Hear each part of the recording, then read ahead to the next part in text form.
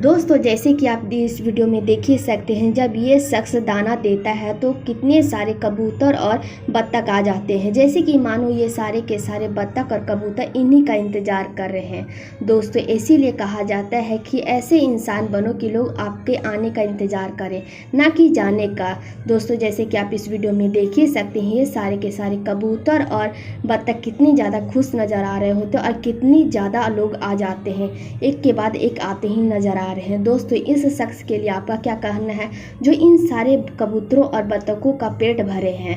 दोस्तों इनके लिए एक लाइक तो बनता है।